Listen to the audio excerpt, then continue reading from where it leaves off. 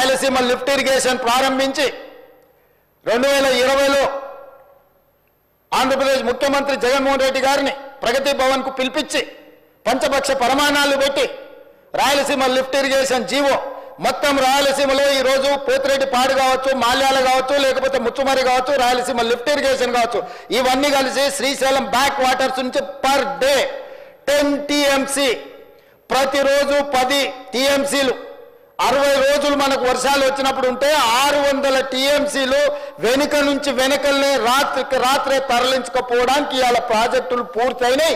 2014 నుంచి 2023 డిసెంబర్ వరకు చంద్రశేఖరరావు గారు ముఖ్యమంత్రిగా సాగునీటి పారుదల శాఖ మంత్రిగా ఉన్నప్పుడు తెలంగాణ రాష్ట్రానికి అన్యాయం చేసింది అధ్యక్ష. రోజుకు 10 టీఎంసీల నీళ్ళని తరలించకపోయే ప్రాజెక్టులు వాళ్ళు పెడితే చంద్రశేఖరరావు నిమ్మకు నీరెత్తినట్లుంటే నారాయణపేట నియోజకవర్గంలో గవినోళ్ళ శ్రీనివాస్ అని ఒక సామాన్యమైన రైతుతోని green tribunal, national green tribunal చెన్నైలో కేసు వేయించి ఆ ప్రాజెక్టుల మీద స్టే తీసుకొచ్చి ఈ ప్రాజెక్టులో అనుమతులు లేకుండా, పర్యావరణ అనుమతులు లేకుండా ప్రాజెక్టులు నిర్మిస్తున్నారన్న ప్రాజెక్టుల మీద స్టే ఒక పాలమూరి అతి సామాన్యమైన రైతు కుటుంబం నుంచి ఒక రైతు స్టే తెచ్చిన తర్వాత మేము గగ్గోలు పెట్టి లొల్లి పెట్టి రాళ్లతో కొడతామని పాలమూరు జిల్లా రైతులు తిరగబడ్డ తర్వాత ఆ పిటిషన్లో రాష్ట్ర ప్రభుత్వం ఇంప్లీడ్ అయింది అధ్యక్ష. ఇది ఎక్కడ చూద్దాం అధ్యక్ష?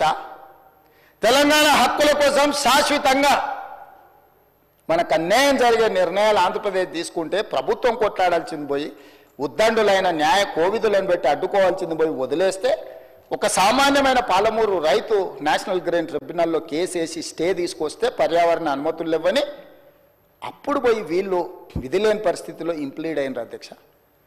నేను ఒక మాట గుర్తు చేయదలుచుకున్నాను అధ్యక్ష. చాలా మాట్లాడిండ్రు, ఉండుంటే బాగుండేది, నేను అడుగుండేవాడిని. రోజా గారి ఇంటికి వెళ్ళి రొయ్యల పులుసు తిన్నది ఎవరు అధ్యక్ష? నేనా ఉత్తమ్కుమారెడ్డి గారు అధ్యక్ష? రోజా గారు ఒక్కసారి రొయ్యల పులుసు పెడితేనే తిని రాయలసీమను రతనాల సీమ చేసి వస్తాను చెప్పొచ్చిన మహానుభావుడు ఆయన.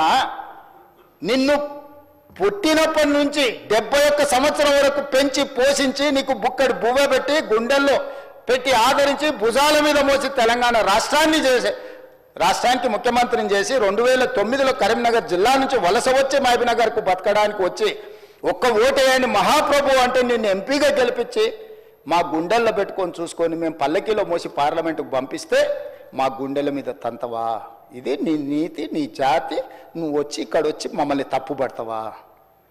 రొయ్యల పులుసు తిన్నందుకే అంత విశ్వాసం చూపిస్తావు. ఒక్కసారి రోజమ్మ పెట్టిన రొయ్యల పులుసుకి నిన్ను మోసినందుకు 2009లో నిన్ను పల్లకీలో మోసి పార్లమెంట్లో పంపించినందుకు మా పాలమూరు జిల్లాకి ఏం చేసినావు? పార్లమెంట్లో నోరు లేకపోయినా, పార్లమూరులో ఊరు లేకపోయినా నిన్ను పార్లమెంటు సభ్యుడిగా మేము ఎన్నుకొని నీకు రాజకీయ భిక్ష పెడితే మా పాలమూరు ఎండబెడతావు, మా కల్వకుర్తి ఎడారిగా మారుతుంది, మా భీమా నెట్టంపాడు కోయిల్ సాగర్, మా నారాయణపేట కోడంగల్ లిఫ్ట్ ఇరిగేషన్ని ఎక్కడికక్కడ పడవ పెడతావా? ఇదా నీ నీతి, నీ జాతి అని నేను వారిని అడగదలుచుకున్నా అధ్యక్ష. అందుకే అధ్యక్ష ఇవాళ జూరాల నుంచి నీళ్లు తీసుకొని ఉంటే శ్రీశైలం వెనుక జలాలను మనం తీసుకోవాలన్న కుట్ర కేవలం కాంట్రాక్టర్ల కమిషన్ల కక్కుర్తిపడి అమ్ముడు పోకపోయిన ఉంటే ఇవాళ బాజాప్తా రోజుకు 5-6 టీఎంసీలు ఇక్కడ నుంచి మనం తరలించుకుంటే రాయలసీమ కాదు ఆంధ్రప్రదేశ్లో ఎవరున్నా గిలగిలలాడి మన ముందర మొకరిల్లేవాళ్ళు. ఇవాళ ఆయన వచ్చి నిస్సిగ్గుగా శ్రీశైలం లెఫ్ట్ బ్యాంక్ రావట్లేదు, రైట్ బ్యాంక్లో నీళ్లు పోతూనే ఆంధ్రప్రదేశ్ తీసుకెళ్తుందని సిఆర్పిఎఫ్ బలగాలు